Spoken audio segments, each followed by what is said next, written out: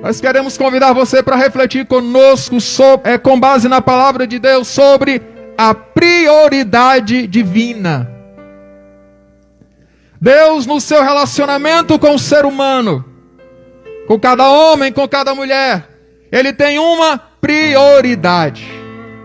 E através deste texto sagrado e de muitos outros, nós vemos que ela manifesta, ou que Deus manifesta, a sua prioridade, o seu primeiro desejo em relação ao ser humano. Então atente para a palavra do Senhor, reflita comigo, deixe Deus falar ao seu coração e saia nessa noite aqui abençoado, saia diferente para a glória do nome do Senhor. O texto sagrado diz que Jesus estava em Cafarnaum. Cafarnaum era uma cidade que ficava às margens do lago da Galileia, um grande lago de água doce, mas que é chamado na Bíblia de mar. Jesus saiu da cidade de Nazaré, onde fora criado, e foi para Cafarnaum, que não era muito distante de Nazaré.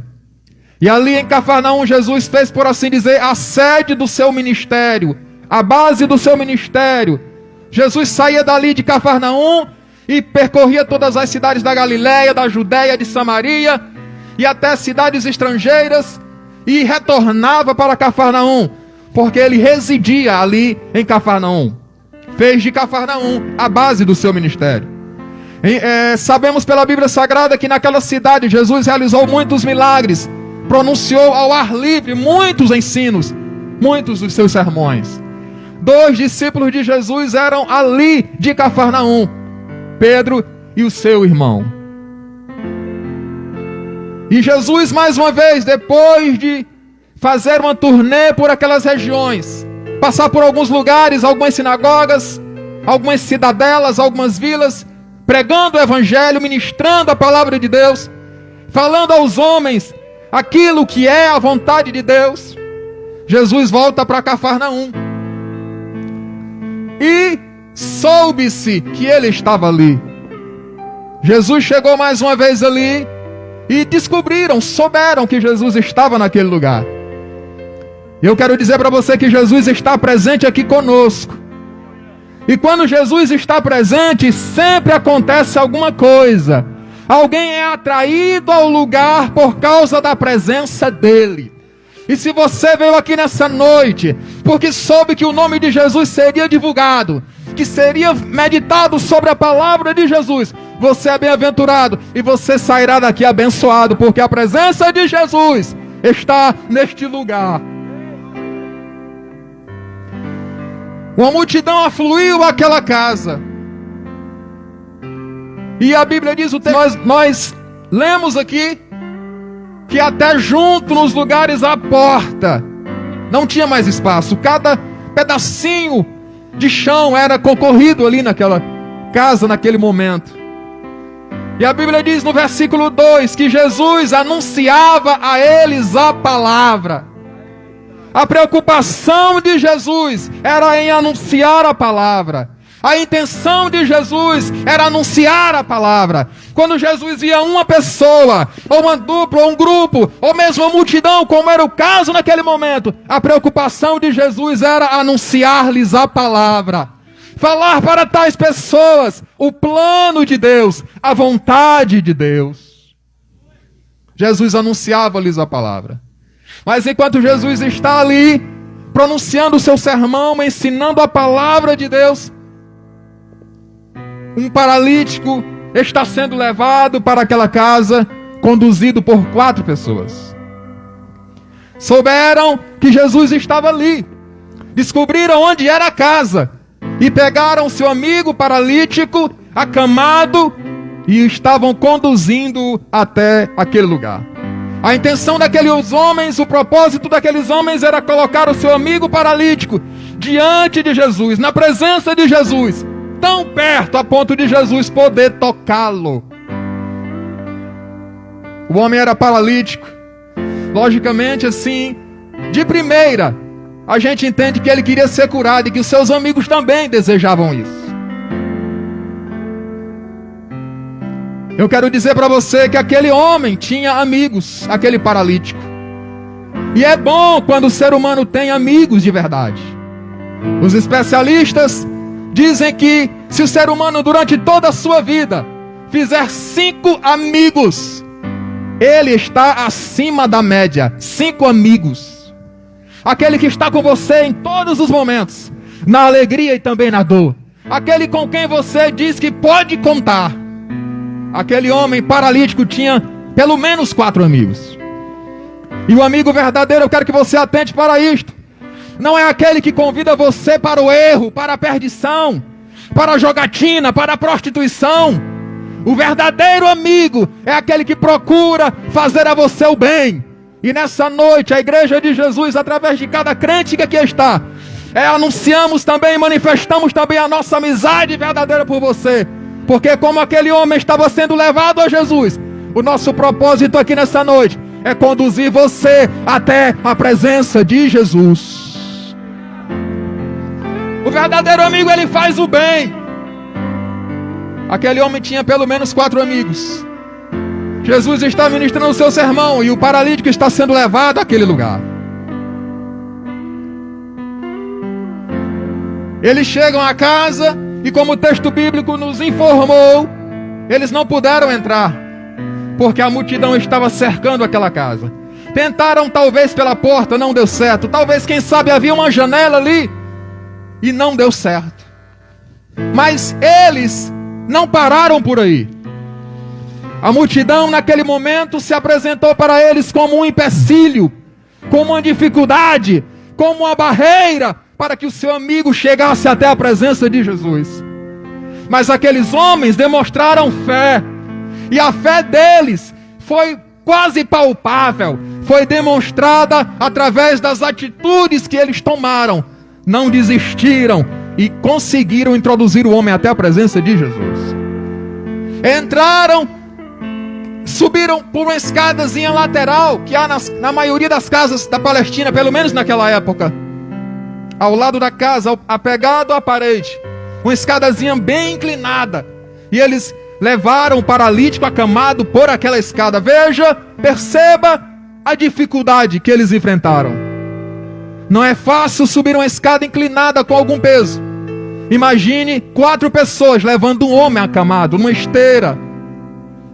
Mas eles subiram e fizeram algo fora do comum, fora do usual, fora do natural. Fizeram algo de louco, coisa de doido. Destelharam a casa. As casas na Palestina geralmente eram feitas de madeira, coberta de palha, e colocava-se argila por cima. Então aqueles homens tiveram um trabalhão para destelhar a casa. E depois desceram o homem até a presença de Jesus, provavelmente por cordas. Mas conseguiram introduzir o homem até a presença de Jesus. Quando alguém quer chegar até Jesus, nada se torna de fato empecilho, porque ele vence todas as barreiras. Ele vence todos os empecilhos. Mas como a multidão e as dificuldades se apresentaram àqueles homens que conduziam seu amigo até a presença de Jesus, também muitas dificuldades se apresentam aos seres humanos, a cada homem, a cada mulher, para que eles não se aproximem de Jesus. Para muita gente o empecilho é os prazeres mundanos, os deleites mundanos. Alguém diz, não, eu quero Jesus, até quer de verdade, mas como já ouvimos alguém dizer, eu não posso deixar a minha cachaçinha, a minha cervejinha. Alguém quer se aproximar de Jesus, sabe que Jesus é a verdade, sabe que Ele é a salvação, porque já ouviu sobre isso. Mas diz como certa senhora disse uma vez pra gente, eu não posso deixar o meu cigarrinho. Muita gente é impedido de ir até Jesus por causa da popularidade, por causa da fama, por causa do status. Muita gente está sendo impedido de ir até Jesus por causa do dinheiro. Mas aquele que verdadeiramente quer se aproximar de Deus, rompe todas estas barreiras. E se existe alguma coisa e que impediu você até esse momento de se aproximar de Jesus. Nessa noite, mais uma vez, Jesus está presente neste lugar. E você, na presença dele, terá a liberdade de romper todos os limites, todos os empecilhos e se aproximar de Jesus. Aqueles homens não desistiram e conseguiram colocar o paralítico até diante de Jesus. Jesus não se incomodou, ele estava anunciando, tudo estava acontecendo, Jesus ciente, até que o paralítico é descido até a presença de Jesus. Preste atenção. A primeira coisa que Jesus faz em relação àquele homem paralítico, no seu relacionamento, no seu trato com aquele homem, a primeira coisa que Jesus fez foi: olhou para eles. A Bíblia diz no versículo 5, e Jesus, vendo-lhes a fé, vendo a fé deles, todos eles, do paralítico e dos 4 que conduziram o paralítico. Jesus vendo a fé, porque Jesus vê a fé. Jesus conhece o seu interior. Ele sabe de verdade, de fato, se você acredita nele, se você tem fé, por qual razão e motivo você está aqui nessa noite. Ele conhece a sua fé. Muita gente diz, quando é evangelizado, quando levamos a eles a palavra do Senhor, alguém diz: eu acredito em Deus, eu creio em Deus. Mas Jesus sabe, ele vê a fé. Jesus, vendo a fé daqueles homens, olha para o paralítico, versículo 5, e diz assim: filho, perdoados estão os teus pecados. Filho, perdoados estão os teus pecados. Observe, preste atenção, a primeira coisa que Jesus diz, no trato com aquele homem, é dizer-lhe: filho, perdoados estão os teus pecados. Jesus começa a tratar aquele homem pelo interior, no seu emocional. Jesus chama ele de filho, um termo usado na relação paternal, de pai para filho. Talvez alguém conhecia aquele homem como um aleijado. Talvez alguém conhecia aquele homem como um qualquer. Talvez alguém conhecia aquele homem como um condenado, como um amaldiçoado. Porque naquela época, especialmente entre os judeus, mas não somente entre os judeus, havia forte ideia religiosa de que quem tinha um mal como aquele, quem era aleijado, leproso, ou acometido de outros males, era alguém amaldiçoado por Deus. Mas Jesus chama filho. Jesus chama aquele homem de filho. Nessa noite, nós não sabemos como as pessoas têm tratado você ou considerado você, mas sabemos como Deus quer considerar você. Ele quer considerá-lo como filho. Ele quer considerá-la como filha. E você sairá daqui nessa noite sabendo como isso, de fato, pode ser evidenciado na sua vida. Se tornar filho, se tornar filha. É possível o homem ser filho de Deus. É possível uma mulher ser filha de Deus. Jesus olha para ele e diz: filho, os teus pecados estão perdoados. Percebam que aquele homem, e isso é claro de entender pelo relato do texto, que aquele homem quer ser curado da sua paralisia. Os amigos queriam que ele fosse curado da sua paralisia. Mas observe e preste atenção. Mais do que uma cura física, aquele homem necessitava da cura espiritual. Mais do que a cura física, ele necessitava da cura espiritual. Por isso Jesus diz para ele: filho, os teus pecados estão perdoados. Nesta frase fica implícita duas coisas, ou melhor, fica claro duas coisas. Aquele homem havia cometido muitos pecados.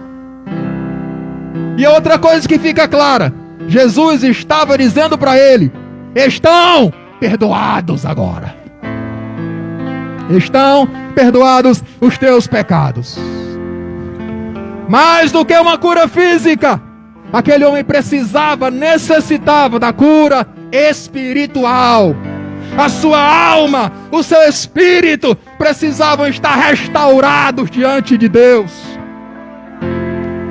Jesus disse em outro texto, em outros ensinos, que de nada adianta o homem ter o seu corpo completo, cada membro está com 100% da saúde, se ele se perder, ou se perder a sua alma. Jesus diz também: é melhor que tu entres na vida sem um dos teus braços, do que tendo todo o teu corpo seres lançado no inferno. Aquele homem precisava mais do que simplesmente levantar daquela cama. Ele precisava de salvação, de perdão, de vida eterna. A prioridade divina é a salvação da alma humana. Esse é o tema desta reflexão nessa noite. A prioridade divina. E a prioridade divina é a salvação da alma. Se valendo aqui do nosso contexto, quantas vidas têm partido para a eternidade? E muita gente às vezes fica sem consolo porque não sabe o destino eterno. Mas aquele que se torna filho de Deus, filha de Deus pela fé em Jesus, recebe de Jesus o perdão dos pecados, a cura interior. Ele sabe a sua eternidade onde será. Ele sabe o seu destino eterno. Aquele homem precisava do perdão dos pecados. Você, amigo, você, amiga, que está aqui nessa noite, precisa receber o perdão dos pecados. O pecado é algo terrível. Eu vou falar aqui em 2 ou 3 minutos um pouco sobre isso. O pecado é o grande mal na sociedade, na humanidade. O pecado, ele tem graves consequências, terríveis consequências. Eu vou citar 3. A primeira consequência do pecado é a separação que faz entre o homem e Deus. Quando Deus criou o homem, irmão Jean, colocou Adão no paraíso, no Éden, para ter comunhão com ele. Esse era um dos propósitos, comunhão com ele. Em Gênesis, Bíblia Sagrada, capítulo 3, versículo 9, a Bíblia diz que Deus, versículo 8, pela viração do dia veio a Adão, como de outras vezes. Este era o propósito de Deus, ter comunhão com o homem, ser criado por ele. Mas o pecado veio e enganou o homem, o diabo, inimigo de Deus e dos homens, veio e enganou o homem. O homem cedeu. Deus colocou diante do homem diversas possibilidades, mas proibiu a ele somente um item: a árvore do conhecimento do bem e do mal. E o homem tomou daquele fruto e comeu. Tinha uma infinidade de possibilidades, mas resolveu tomar daquilo exatamente que Deus havia proibido. E por isso ele perdeu o paraíso, perdeu as delícias, perdeu a comunhão com Deus. Ele foi lançado fora do jardim. E o profeta Isaías diz no capítulo 59, versículos 1 e 2, que o Senhor está de braços abertos e de ouvidos atentos para ouvir a nossa oração, o nosso clamor. Mas no versículo 2 ele diz que é uma coisa que faz divisão e separação: é os pecados, é as transgressões. O pecado separa o homem de Deus. É por isso que quando alguém comete um erro, um pecado, que é desobediência a Deus, pecado é desobediência a Deus, é fazer aquilo que Deus disse não faça, e é não fazer aquilo que Deus disse faça. ele se afasta, ele foge, tenta sair, fugir, se distanciar da presença de Deus, porque isso é efeito do pecado. O pecado afasta o homem de Deus. Uma segunda consequência do pecado é a escravidão. As palavras que citarei a seguir são palavras proferidas por Jesus, encontradas em João capítulo 8, versículo 34. Jesus disse: todo aquele que comete pecado é escravo do pecado. Todo aquele que comete pecado é escravo do pecado. E aqui não há distinção de homem ou mulher, preto ou branco, homem, baixo, pequeno, gordo, magro, rico ou não, pobre ou não, religioso ou não. Todo aquele que comete pecado é escravo do pecado. Uma pessoa que está na prostituição, ela não sai por livre e espontânea vontade. Ela precisa de alguém que tire-a de lá. E nós estamos anunciando Jesus, o libertador, nessa noite. Alguém que está viciado em drogas, em bebidas, outros tipos de vícios, não sai de lá por livre e espontânea vontade. Ele precisa de alguém para tirá-lo de lá. E nós estamos anunciando aquele que tira os homens das drogas, Jesus Cristo. Eu já tive a oportunidade de estar diante de um presidiário. E ele disse para mim: olha, eu tenho vontade de sair da vida do crime, mas não tenho forças. Aí Jesus, o mesmo Jesus que disse em João 8,34, todo aquele que comete pecado é servo do pecado, é escravo do pecado. Ele também disse as palavras no versículo 32: e conhecereis a verdade, e a verdade vos libertará. E no versículo 36 ele disse: se pois o Filho vos libertar, verdadeiramente sereis livres. Jesus é o libertador. O pecado escraviza, mas temos Jesus para libertar-nos. A terceira consequência do pecado é que deixa o homem fora da eternidade com Deus. Em diversos textos nas Escrituras, como por exemplo em 1 Coríntios capítulo 6, versículos 9 e 10, Apocalipse 22, 8, Gálatas capítulo 5, versículos 19 a 21, e em muitos outros textos, a Bíblia nos diz que muitos que praticam pecados ficarão fora do reino de Deus. Os que se prostituem, os homicidas, os assassinos, os imorais, os indecentes, os mentirosos, os feiticeiros, os idólatras, todos eles ficarão fora do reino de Deus. O escape está somente em Jesus Cristo, que é o libertador.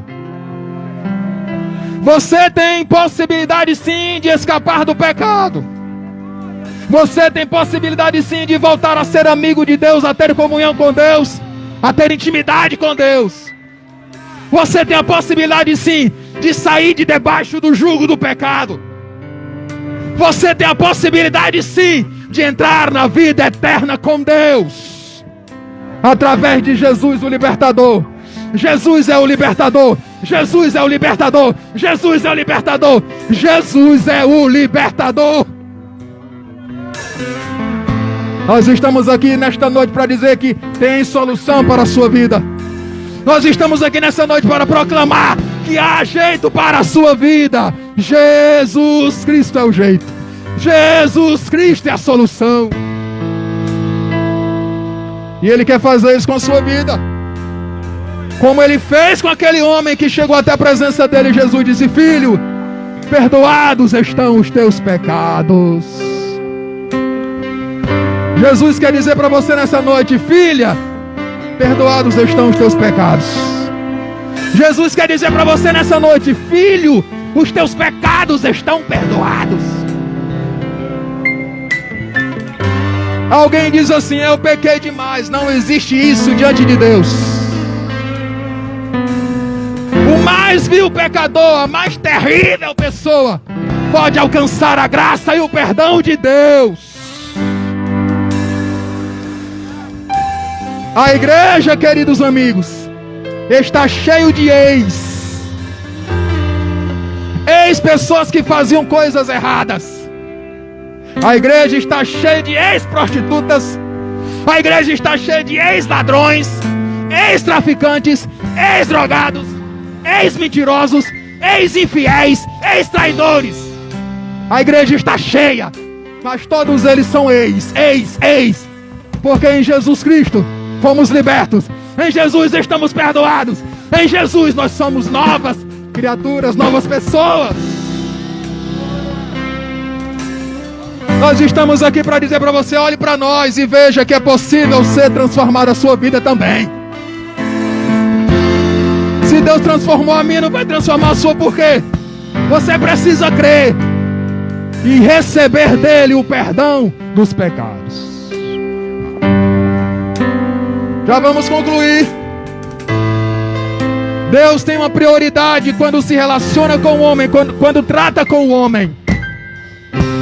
E essa prioridade é a salvação da sua alma. Não saia daqui nessa noite sem resolver essa questão. Nós, como diz a Bíblia Sagrada, é a Bíblia quem diz: não sabemos o dia de amanhã. Aquilo que precisamos fazer, devemos fazer logo, rápido, às pressas. Alguns críticos estavam ali e disseram: quem é este que diz blasfêmias? Porque só Deus pode perdoar pecados. E Jesus, conhecendo os seus corações, disse para eles: o que é mais fácil? Dizer ao paralítico: estão perdoados os teus pecados? Ou dizer-lhe: levanta e anda? Aqueles homens que se tornaram inimigos de Cristo, que eram religiosos, que eram especialistas na letra da lei divina, nos escritos do Antigo Testamento, se tornaram perseguidores ferrenhos de Jesus. E estavam ali mais uma vez criticando-o. E Jesus colocou eles em uma sinuca de bico. Eles não poderiam dizer ao homem: perdoados estão os teus pecados, porque é verdade que só Deus perdoa os pecados do homem. Mas eles também não poderiam dizer àquele paralítico: levanta e anda. E Jesus disse: olha, para que vocês saibam, para que vocês entendam que eu, o Filho do Homem, tenho o poder na terra para perdoar pecados. Aí Jesus faz aquilo que o paralítico veio buscar. Olha para ele e diz: levanta-te, toma o teu leito e anda. Perceba que aquele homem não deixou de conseguir de Jesus o que viera buscar. Ele via aquilo como prioridade, mas Jesus via uma maior necessidade, que era a necessidade da sua alma. Aquele homem foi bem-aventurado, foi feliz, porque não saiu saudável ou curado só no corpo, mas também no espírito e na alma. O seu homem, por completo, foi restaurado naquela hora. E o texto diz que ele pegou a sua cama, a sua maca, o seu leito e saiu na presença de todos. O evangelista Lucas, quando narra o mesmo episódio, diz que ele saiu, pastor Aloísio, glorificando a Deus. E quem não vai adorar a Deus depois de um milagre desse? Quem não vai adorar a Deus depois de um tratamento especialíssimo desse? Aquele homem saiu glorificando a Deus. E a multidão que o impediu de entrar, não o impediu de sair. Abriu passagem, ele passou na presença de todos, foi para a sua casa, andando. É assim que Jesus faz. O homem é conduzido ou vem à presença de Jesus todo quebrado, acamado, sem poder andar, sem poder fazer nada, paralisado, limitado, arruinado. Mas ele sai glorificando a Deus pelos milagres que recebe da parte de Deus. Eu convido a igreja de Jesus a estar de pé nesse momento. Aquele homem recebeu a cura para o seu corpo, mas recebeu aquilo que necessitava, e Jesus conhece: a restauração da sua alma, a cura espiritual. Tem gente que não tem visão, mas serve e adora a Deus. Tem gente que tem algumas limitações, mas serve e adora a Deus. Tem gente que tem plena saúde física e às vezes nem se lembra de Deus. Mas mesmo que você tenha esquecido, nós estamos aqui para dizer para você: Deus existe, está olhando para você e se importa com você. Eu vou convidar o pastor Aloysio para... Eu quero convidar aqui à frente as pessoas amigas que estão conosco. Você que ouviu a palavra do Senhor, a pregação do Evangelho, e sentiu Deus falar ao seu coração, sentiu o desejo de mudar de vida, sentiu o desejo de receber de Jesus o perdão dos seus pecados. Você precisa de muitas coisas, mas Jesus sabe do que você necessita verdadeiramente, que é a salvação da sua alma, a cura interior do seu ser, a restauração do seu ser por completo. Vem aqui à frente em nome de Jesus, nós queremos orar por você. O homem não está preparado. Aqui já se aproxima a primeira pessoa que está se rendendo a Jesus. A igreja deve glorificar a Deus. A igreja precisa jubilar na presença do Senhor, porque é Deus quem faz essas coisas. Que o maior milagre é a salvação de uma alma. Eu não faço isso, irmão. Ninguém faz isso. Jesus faz. O Evangelho faz. O apóstolo Paulo se considerou o maior pecador, o miserável pecador, meu Jesus, mas se tornou uma nova criatura em Jesus. Vida logo se modificou. Nós estaremos passando o microfone para o pastor Aloysio, mas eu quero chamar mais uma vez. Eu encontrei a Venha a Jesus nessa noite.